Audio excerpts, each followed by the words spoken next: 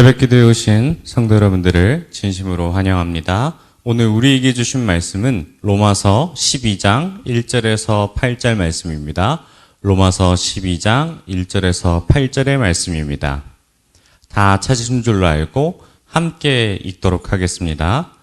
그러므로 형제들아, 내가 하나님의 모든 자비하심으로 너희를 권하노니 너희 몸을 하나님이 기뻐하시는 거룩한 산 제물로 드리라. 이는 너희가 드릴 영적 예배니라. 너희는 이 세대를 본받지 말고 오직 마음을 새롭게 함으로 변화를 받아 하나님의 선하시고 기뻐하시고 온전하신 뜻이 무엇인지 분별하도록 하라. 내게 주신 은혜로 말미암아 너희 각 사람에게 말하노니 마땅히 생각할 그 이상의 생각을 품지 말고 오직 하나님께서 각 사람에게 나누어 주신 믿음의 분량대로 지혜롭게 생각하라. 우리가 한 몸에 많은 지체를 가졌으나 모든 지체가 같은 기능을 가진 것이 아니니 이와 같이 우리 많은 사람이 그리스도 안에서 한 몸이 되어 서로 지체가 되었느니라.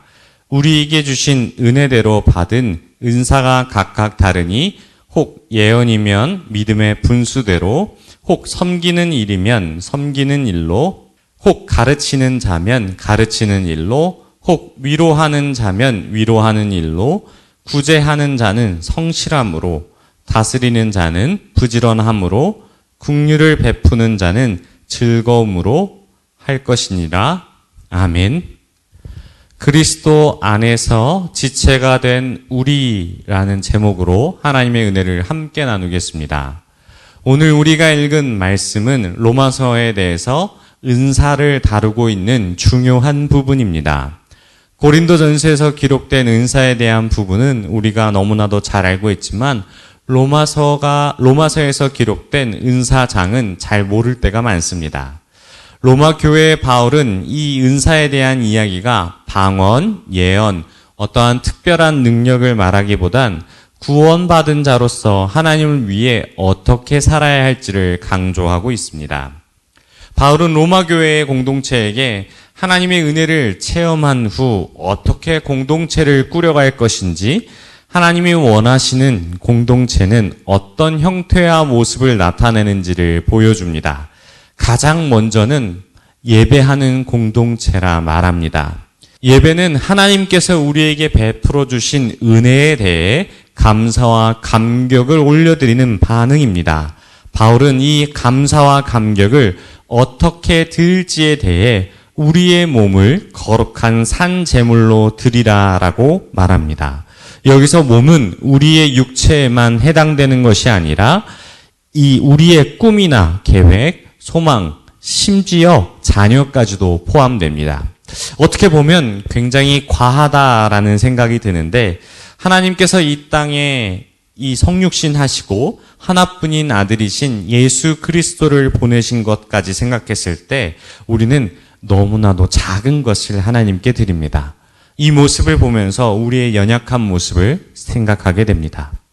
또 바울은 이 우리가 드릴 영적 예배 가운데 이 제물을 드리는데 이 조건에 대해서 이야기를 합니다. 바로 하나님이 기뻐하실 제물을 드리라는 조건입니다. 우리는 이 제물에 대한 부분을 생각했을 때 창세기에 기록되어 있는 이 가인과 아벨에 대한 제사를 생각나게 합니다. 하나님께서 아벨의 제사를 받으시고 가인의 제사를 받지 아니하신 것은 제물의 문제가 아니라 제사를 드리는 사람의 마음의 문제였다라는 사실을 잘 알고 있습니다. 곧 기뻐하실 제물을 우리라 생각했을 때 우리의 몸과 마음은 어떻게 하나님께 예배를 드려야 할지를 고민하게 합니다. 우리가 때론 예배를 드릴 때 몸은 교회에 와서 예배를 드리고 있으나 우리의 마음은 세상 가운데 있을 때가 너무나도 많습니다. 우리가 온전히 주님께 그 마음을 드리지 못한 예배라면 그 예배는 어떻게 되겠습니까? 뿐만 아니라 예배를 주일에 드리는 것으로 예배를 한정 짓는 것이 아니라 우리의 삶이 예배일 때 우리는 늘 우리의 몸이 성전인 것을 기억하여 가정이나 일터, 학교나 모든 생활 속에서 거룩한 삶을 살도록 노력해야 할 것입니다. 그래서 2절에서 이와 같이 거룩한 삶, 예배의 삶을 드릴 수 있는 비결을 알려주는데 그것이 분별이라 이야기합니다. 분별하는 것은 매우 어렵습니다. 우선 우리가 은혜를 받고 그리스도인이라는 신분을 받았지만 우리가 살아가는 세상은 죄의 영역이기에 여전히 우리의 마음과 몸은 부딪힙니다. 바울은 우리가 이런 어려운 삶을 살아갈 수밖에 없기 때문에 하나님의 뜻을 사고의 중심에 놓고 분별하면서 살라고 이야기합니다. 과거 죄인의 모습으로 살아갈 때에 세상 가운데의 가치를 기준으로 삼았지만 은혜를 받고 나선 성령 하나님의 도우심으로 말씀으로 살아내려는 마음이 우리의 모습으로 변화되었기 때문에 현재 우리의 삶은 이 죄 가운데 살아가고 있는 세상 속이지만 그 가운데 하나님의 가치관으로서 살아가기에 우리는 늘 몸부림칩니다. 그래서 바울은 이러한 변화를 통해 먼저 교회 안에 다른 성도와 관계를 잘 맺어줘야 된다라고 이야기합니다. 마땅히 생각할 그 이상의 생각을 품지 않고 각자 주신 믿음의 분량대로 자유롭게 생각하라고 권하며 바른 생각을 교회에 적용할 것을 권면합니다.